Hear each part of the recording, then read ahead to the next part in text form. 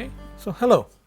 So we're back, and we're now starting to we continue with our discussion of dimensionless numbers in fluid dynamics. Before going on, I thought I would clarify a little bit about a small point that I didn't quite address properly in the last bit. So there I introduced this quantity mu was the coefficient of viscosity, and I introduced this quantity called nu, right? And I was wondering about the dimensions of nu, right? The dimensions of this are just grams per centimeter cubed, right? So now one way to easily say this is, you remember towards the end of our discussion we said that the Reynolds number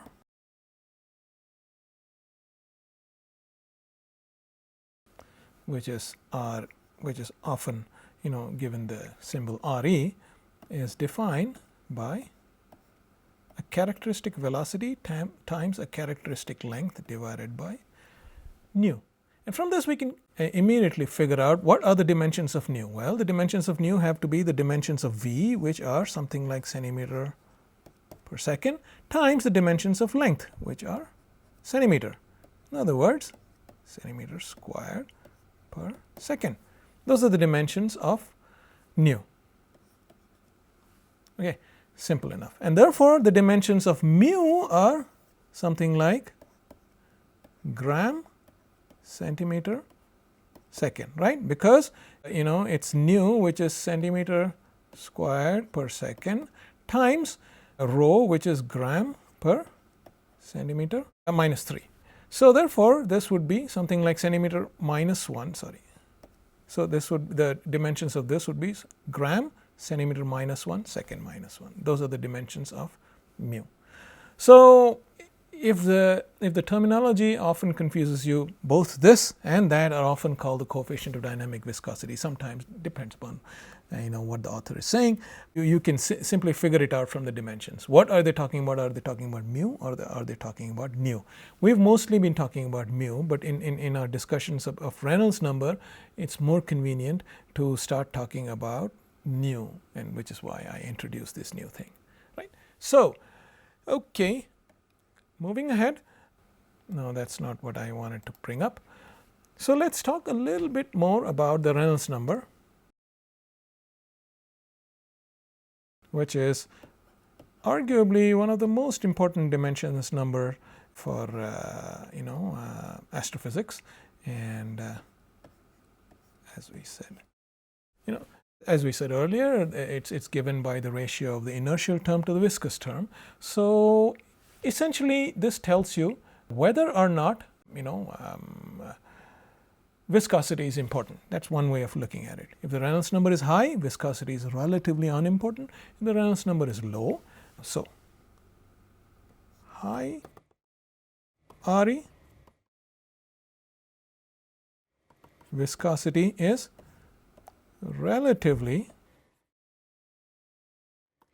unimportant, right? And vice versa. Okay, low Re, viscous effects are important. So these are the regimes. Now you might ask, unless you give me, is one thing to figure out the characteristic velocity and the characteristic length scale. Those are things that we can figure out fairly easily. But unless you give me this very important transport coefficient nu, I cannot figure out what the Reynolds number is, right? And you would be right. You need to know what the nu is, and in astrophysics, unfortunately, you don't know what nu is. Okay, in several situations, you don't know enough about the microphysics so that you cannot make a statement about nu. This is unfortunate but true. So we go on and start talking about high Reynolds number flows and so on and so forth without really knowing what the transport coefficient nu is in that particular situation. Because astrophysical fluids are very, very different. and they're often collisionless, they're very, very thin, so one cannot make a ready jump from lab situations to astrophysical situations by way of these transport coefficients, by way of these very important transport coefficients. So this is something to keep in mind. Although we might blithely talk about high Reynolds number flows and so on and so forth, we have to be careful. We have to keep in mind that we really don't know what is the origin of this high Reynolds number. Okay, so the other thing is that when at low Reynolds numbers, the flows are generally laminar flows. In other words, as the name implies, the flows, the streamlines of the flows are relatively regular and they're laminar. And the opposite is the case for high Reynolds number. For high Reynolds numbers, the flows are generally turbulent flows. Okay? In other words, as your intuition would tell you, if you consider, if you think about a streamline of a flow in a given situation, you would expect it to be all tangled. You open your kitchen sink, you open your tap in your kitchen sink with relatively gently. Of course, assuming that the nozzle of your tap is smooth and so on and so forth. So when you open the tap gently, your V's are relatively low, okay, and the nu is just given. Whatever it is for bulk flow of water, you cannot change it. It's not within your control. And there's a certain length scale, say, say the distance between, the edge of your tap and the sink. That would be a length scale. Say half of it is okay, but certainly not 1/10 of it, and certainly not 100 times that. Okay. So when V is low, you will notice that the flow is relatively laminar, is relatively well behaved. Okay, so that would be a low Reynolds number flow. However, when you turn the tap on high, right, so you are increasing the speed and Reynolds number becomes large, and from everyday experience that the flow becomes unsteady and all tangled up. You can see without resorting to very quantitative definitions, you can see from everyday experience that the flow has become turbulent, right? So here is an everyday example of the manner in which the Reynolds number manifests itself. Okay, low Reynolds number, viscous effects are important. That's one way of putting it. But in everyday experience, you can see that the flow is laminar when the velocity is relatively low, so that the Reynolds number is also relatively low. But you can increase the velocity by increasing, by turning the tap on higher, and you can see that the flow transitions to a turbulent flow, right? So here is one practical, example of Reynolds number. The next dimensionless number we introduced was the Mach number, which generally denoted by a script m, which is the ratio of, I shouldn't use this V, something like this, yeah, ratio of flow speed, or to be really correct, we should say some sort of characteristic speed in the flow, okay, to sound speed. And as we will figure out a little later, the speed of sound is essentially the one characteristic speed at which small pressure disturbances travel. I clap, or I'm talking, and the sound is reaching the microphone, or if I was in a classroom, the sound would reach the student, and there is only one characteristic speed, and that depends only on the temperature of this room. Sometimes the density, but if you're talking about isothermal waves, it would depend only on the temperature, and there is only one characteristic speed. Okay, it does not matter whether I'm talking loudly or softly, whether my voice is low or high. Okay, whether I'm a man or a woman, which generally speaking it determines the pitch and tone of my voice, or this frequency at which I speak. It does not matter.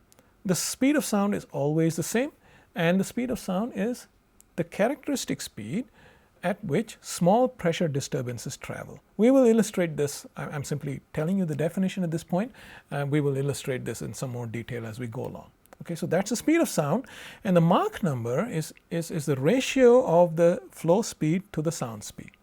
Okay, what can you say? I'm sure you've heard of supersonic jets or supersonic flows, airplanes flying at supersonic speeds, and these are characterized by a Mach number. The plane is flying at Mach 2 or Mach 10.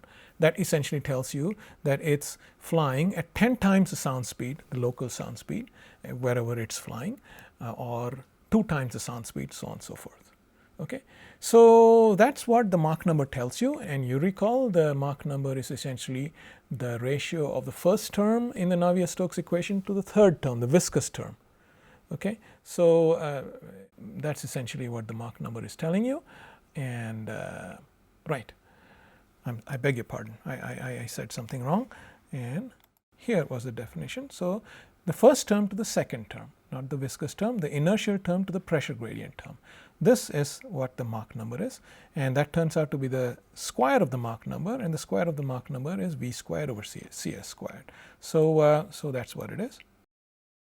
And generally, low Mach number, and we will justify this later, low Mach number situations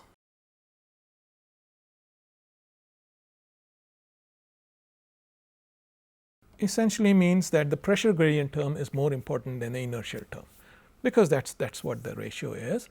And low Mach number situations can be considered to be hydrostatic. In other words, the inertial term is not that important, so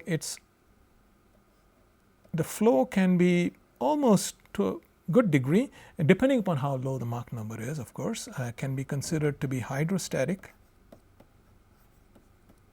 even though there's a flow.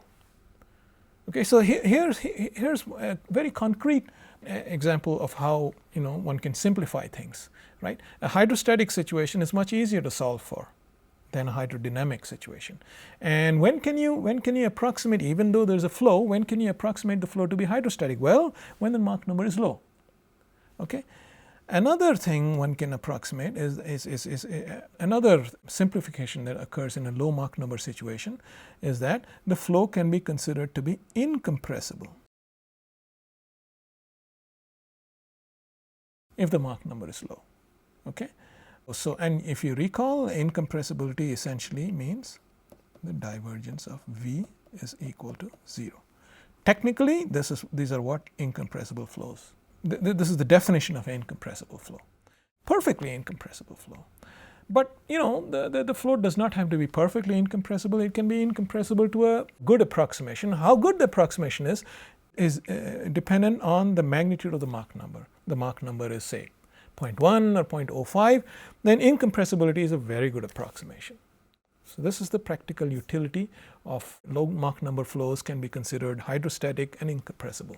Okay. On the other hand, high Mach number flows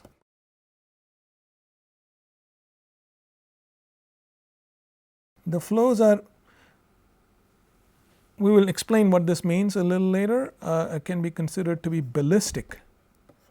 In other words, the inertial term is what's more important.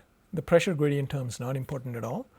Say if the Mach number is 10 or 100 or something like that. So it's almost as if the flow is like a bullet. Okay, it's ballistic. The gradient of pressure doesn't matter that much. Okay, and such flows are also susceptible to the formation of discontinuities. We will talk about this in some details later on, but such flows are often susceptible to discontinuities that are called shocks. Technically speaking, shocks are places where there's a transition from a supersonic flow, which is a high Mach number flow, to a subsonic flow, which is a low Mach number flow. We will see all this as we go along, but I just wanted to lay a couple of things out. In astrophysics, we will not only be dealing with neutral fluids, we will also be dealing with magnetized fluids. where the fluid carries a magnetic field or the fluid is flowing in the presence of a magnetic field. So, we will discuss the subject of magnetohydrodynamics very briefly, but before that I figured in the spirit of listing out a few important dimensionless numbers, I would say the following also. There is something called a very important dimensionless number, that is called the plasma beta, which is defined as P over 8 pi. This is essentially gas pressure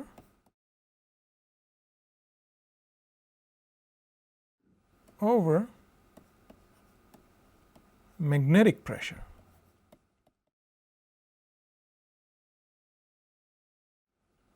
So, and the gas pressure is simply your usual P equals NKT, right. Magnetic pressure is something that we have not yet encountered. We will do so, and I will reintroduce this when we do so, but for the time being this is yet another important, I just wanted to list out this other important dimensionless number in magnetohydrodynamics, not in hydrodynamics, but nonetheless. Obviously, when the plasma beta is low, it means the magnetic pressure dominates over gas pressure. In other words, the dynamics of the fluid will be predominantly governed by the effects of the magnetic field. Okay, what do I really mean by magnetic pressure? Roughly speaking, magnetic field lines behave like rubber bands. A rubber band is a very good analogy for a magnetic field line. Just like you try to stretch a rubber band, this affords tension. Similarly, a magnetic field line, you try to stretch a magnetic field line, this, even though magnetic field lines are fictitious quantities, it's very useful to think in terms of magnetic field lines. You stretch a magnetic field line and you feel a tension. Okay. The other thing is, just like a collection of rubber bands, you try to squeeze a collection of rubber bands and there's a certain elasticity associated with that. Similarly, a bundle of magnetic field lines, you try to squeeze it and there's a certain elasticity associated with it.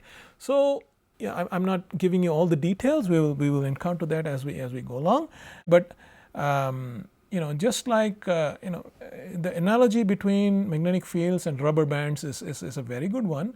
Hence, you can sort of, if not completely understand, you can kind of begin to appreciate the concept of magnetic pressure. Okay, and the ratio of of gas pressure to magnetic pressure is called the plasma beta. This is yet another very important dimensionless number in magnetohydrodynamics. Okay. And talking about situations where magnetic fields are important, we have already defined the Reynolds number. I'll write this down again.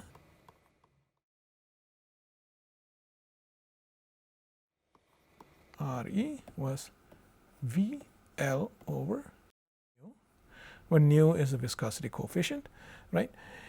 There is something called a magnetic Reynolds number.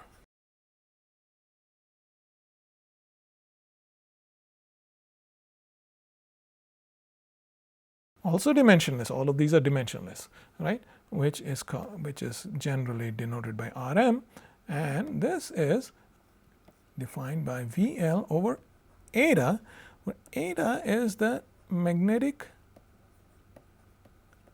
So, this you can see is the same as this, magnetic diffusivity. Okay. What this is, in order to understand magnetic diffusivity, it's useful to think of the following situation. In a high conductivity medium, you introduce a magnetic field due to some reason, okay, it just stays there. Because of the high conductivity, it just stays there. Okay. In a low conductivity medium, on the other hand, in other words, a medium which is relatively more resistive, yeah, you introduce a magnetic field, it does not stay there, it does not stay there for a long time, it diffuses away. Okay. And the coefficient of diffusivity is called the magnetic diffusivity. In practical terms, what does Rm tell you? Well, Rm essentially tells you a high magnetic Reynolds number flow is one where the magnetic field is strongly coupled to the flow. Okay. There is a flow and the magnetic field is strongly coupled. In other words, the magnetic field goes along with the flow.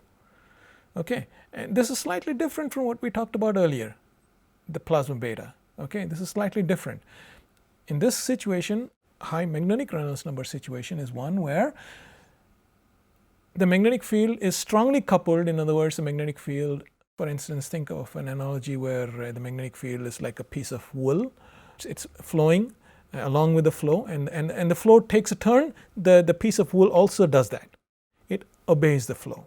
Okay, it's strongly coupled. And the opposite situation, a low magnetic Reynolds number situation, is one where the magnetic field is not very strongly coupled to the flow. Just like we talked about the regular Mach number, which you remember was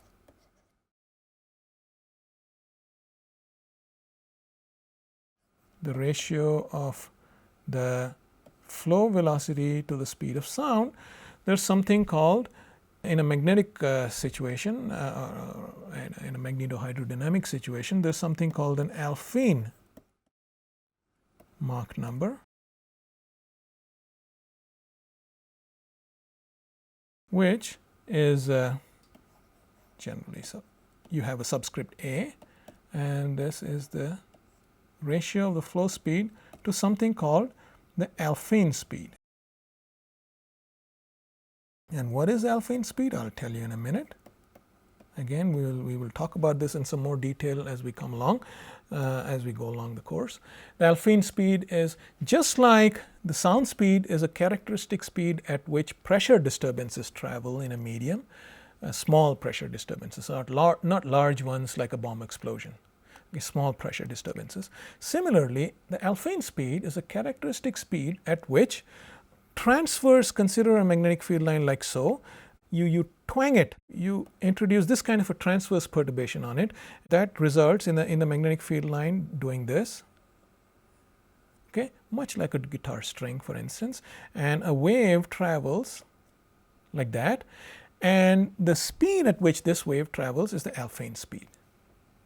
Okay, so there's a characteristic speed which depends on the magnitude of the magnetic field and the density of the medium. Okay, and so this is another, just like the sound speed is a characteristic speed in a gas, in a non-magnetized gas, the Alfven speed is one characteristic speed. There are other characteristic speeds as well, but the Alfven speed is one characteristic speed in a magnetized gas, and that's what it is. And the Alfven Mach number is a ratio of the flow speed to the Alfven speed. Okay. In addition, let me give you a laundry list of some other dimensionless numbers in fluid mechanics.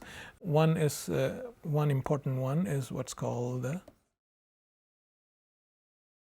Prandtl number.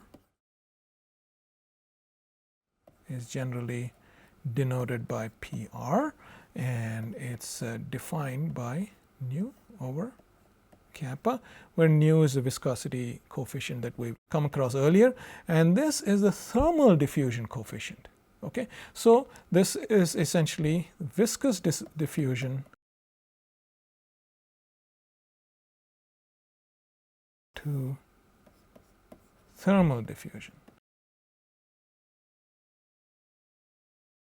And as before, the significance of this is simply that if the Prandtl number is high, well then viscous terms are more important than thermal terms, if any. In whatever we've done, we've never introduced a thermal diffusion term in our equations. And generally, these things are not terribly important for astrophysics. These are situations like where the Prandtl number crops up are more in engineering situations. But nonetheless, it's important to keep in mind. And vice versa, a low Prandtl number situation is one where thermal effects, diffusion due to thermal effects predominate over diffusion due to viscous effects. And so I think we will stop there. I thought I would give you, without telling you which equations these numbers arise from, simply give you the definitions and give you the physical import of these definitions, just to emphasize the various kinds of dimensionless numbers that exist in fluid mechanics, and I've just given you a small list. There are many others. I urge you to go to standard fluid dynamics books or even Google dimensionless numbers in fluid dynamics. You'll find lots and lots. And the importance of these dimensionless numbers are they're dimensionless, so they're easy to sort of compare. Is the Prandtl number 1 or 2? Is a Mach number 1 or 10? So on and so forth. Yeah, so that's one thing. And the importance of these numbers are that they characterize the flow. For instance, a low Mach number situation is one where the flow can be considered hydrostatic and the flow can be considered incompressible, so on and so forth. That's another advantage of these dimensionless numbers. And finally, of course, from a more basic point of view, it tells you which terms you can throw away. For instance, when I say a low Mach number situation is one which can be considered hydrostatic, so I really don't need the inertial term at all. That's what it's telling me, right? I can simply solve a hydrostatic equation, which is obviously much simpler, okay, and still be reasonably accurate. Even though there is a flow, even though it's not like the situation is strictly hydrostatic, my answer will be pretty good, because I know that the Mach number is fairly low. But in order to do that, I need to know this beforehand. I need to be sure that the Mach number is low. And I say this with an eye on the Reynolds number, which is really the one number that I care most about, the Reynolds number and the magnetic Reynolds number. These are the two numbers that I often care most about. So as I said earlier, often in astrophysics we make this statement that these flows are very high Reynolds number flows. For instance, the solar wind or the entire solar corona is considered to be a very high, definitely the upper solar corona is considered to be a very high Reynolds number situation. But while this is generally accepted to be true, we make these statements without detailed knowledge of the microphysics. Remember, the Reynolds number is V times L over nu. We make this statement that the Reynolds number is high without quite knowing the microphysics of nu, without quite knowing what the nu is. So these are deficiencies that need to be kept in mind.